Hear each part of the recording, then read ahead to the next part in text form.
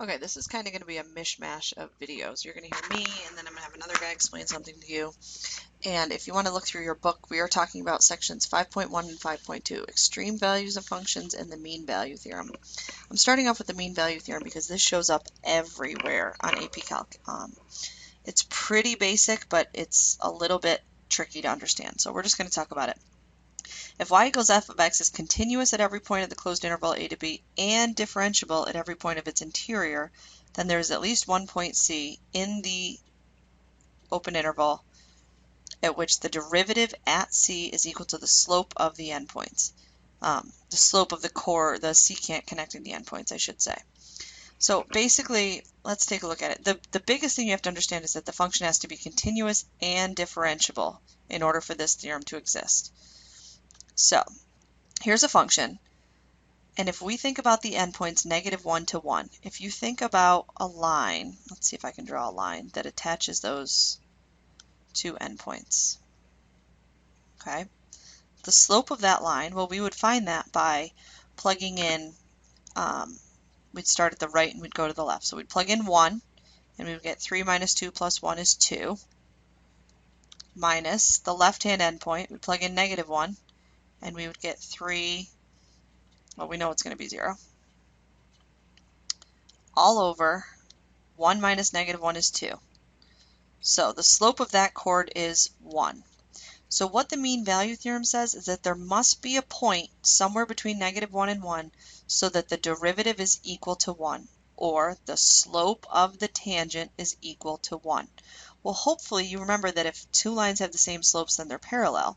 And hopefully you can kind of see that there's two places that would have parallel tangents to this. And I'm going to just sketch these. There's one and there's one. But how do we find what those 2 points are? Well, those 2 points are what the c values are that we're talking about. So let's go over the mean value theorem again. If a function is continuous, which it obviously is, and differentiable, which it is, on a closed interval from -1 to 1, oops, negative, it's not really what I want. I want this.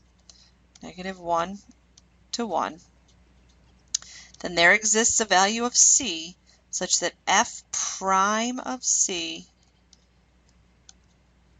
equals 1. And where did I pick 1? I plugged in 1, I plugged in -1, and I found the slope between those 2 points.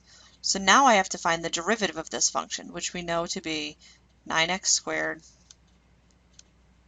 minus 2. And I want to know, when does that equal 1? So if we solve this, we would add 2, divide by 9, so we get x squared equals 1/3. And the two values of c such that the derivative is equal to the slope of the secant are plus and minus the square root of 1/3. Which, if you look at the graph, that makes sense. 1/3 is like 0.33, and the square root of that is less than 1. So it's right here, and it's right there. That's what the mean value theorem says. Basically, you find the slope of the endpoints, and you set it equal to the derivative and see what values of c you come up with.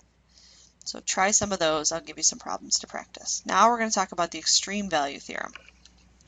First of all, in order for the extreme value theorem to be true, you have to have a continuous function on a closed interval. If you have a continuous function on a closed interval, f is guaranteed to have a minimum and a maximum value, an absolute minimum and an absolute maximum on the interval. Absolute and global are used interchangeably. That means it's the absolute highest number and the absolute lowest number somewhere in the interval. Local relatives, mins or maxes, are where we set the derivative equal to 0, and remember the derivative has to change from positive or negative, from positive to negative, or from negative to positive in order to be a min or a max. And a critical point, this is really, really, really important. I should have highlighted this. Critical points exist where either the derivative equals 0 or it fails to exist. There are sometimes, and we've talked about things that are not differentiable, like the absolute value function has a corner, or a function that goes horizontal, but like this, it's always increasing, but the derivative would fail to exist right here because you wouldn't have a tangent. I'm sorry, it wouldn't fail to exist. The derivative might equal 0, but it wouldn't change sign. It would still be positive. So those things could happen, in which case the extreme value theorem goes out the window. But let's see what this guy has to say about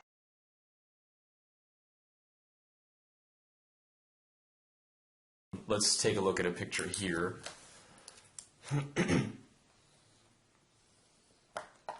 Alright, so here's our x-axis, y-axis. Let's say a is here, right, and we'll start the function off here. So we'll go up for a little bit, come back down, and then go back up to here. And then here is b.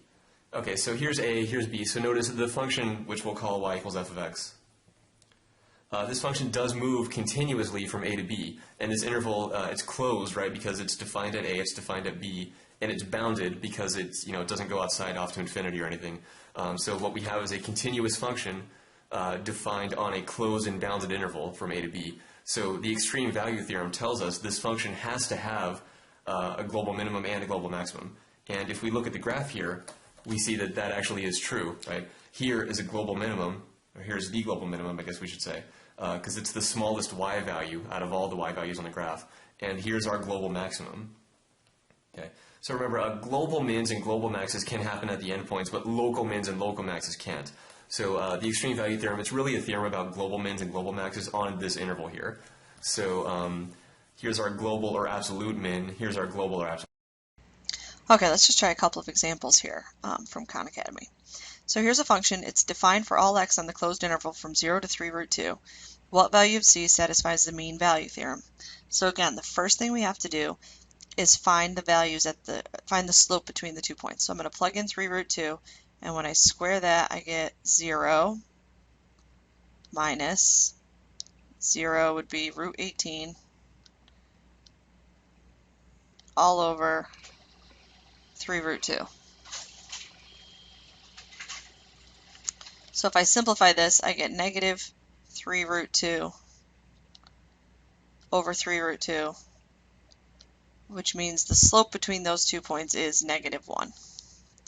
So when does this derivative equal negative 1? Well, if I took the derivative of this, I would have 1/2 times 18 minus x squared to the negative 1/2 times negative 2x.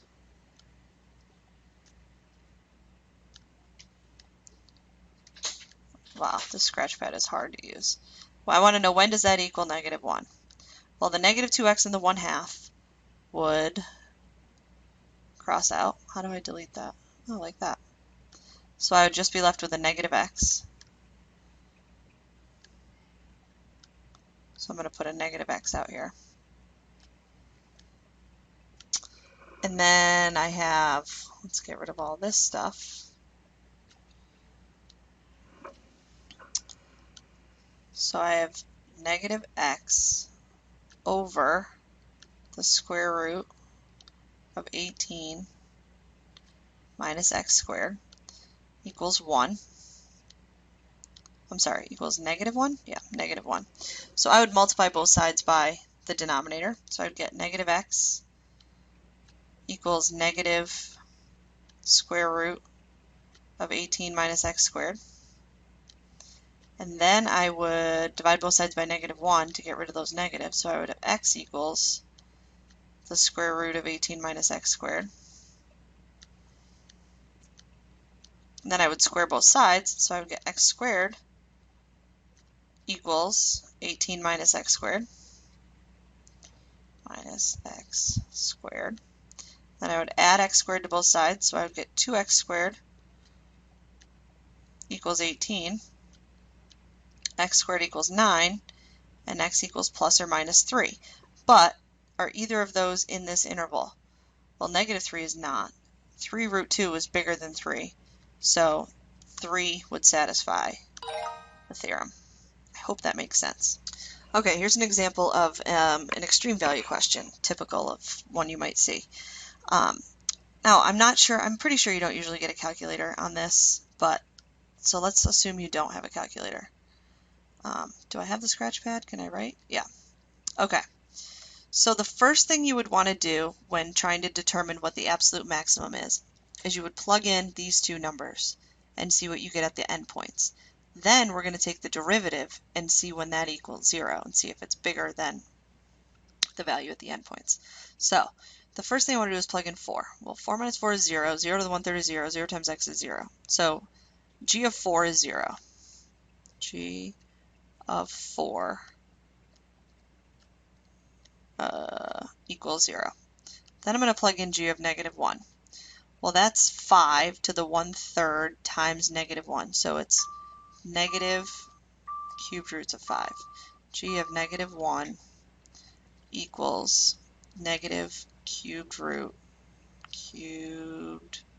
root of 5. Okay, those are the values at the endpoints.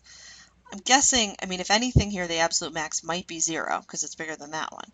But now we're going to take the derivative of this. So product rule, first times derivative of the second, which is 1/3 times 4 minus x to the -2/3. And I'm going to put a negative here because that's the derivative of the inside's -1. So that's first times derivative of the second plus second times derivative of the first is just 4 minus x to the 1/3. And we want to know, when does that equal 0? Equals 0. Because when the derivative equals 0, that's when you could have a max or a min. So I am going to, holy cow, first I'm going to subtract this over there. So I have negative 4 minus x to the 1/3. Then I have negative x over 3, and this moves down. So I have equals, and this is a lot of the algebra you guys make mistakes with, so hopefully you understand what I'm doing here. 3 times 4 minus x to the 2/3. I can divide both sides by -1, so I can get rid of these negative signs. And then I'm going to multiply both sides by this denominator. Actually, just this part of it, the 4 minus x to the 2/3. So if I multiply over here by 4 minus x to the 2/3, hopefully you recognize that when you multiply these two things together, you simply get 4 minus x to the 1, otherwise known as 4 minus x. I really hope that makes sense to you. When you have like bases, you add the exponents. 2/3 plus 1/3 is 3/3. So this whole thing just becomes 4 minus x. And on the right-hand side, I simply have x over 3 because I got rid of the denominator when I multiplied both sides by it. So I have x over 3. So now I'm going to multiply both sides by 3. So I get 12 minus 3x equals x. So x equals 3. If I add 3x to both sides and divide by 4, x equals 3. Well, I have to figure out what the value of the function is when x is 3. Plug in 3, and you get 1 to the 1/3 is 1 times 3 is 3. Since 3 is bigger than 0, the absolute value is 3, and g of c is 3. Okay, so you check the endpoints, and then you check where the derivative is 0. And if when x equaled 3, if I plugged it in here, and if I had gotten like -1, then 0 would have been my absolute max, and my c value would have been 4.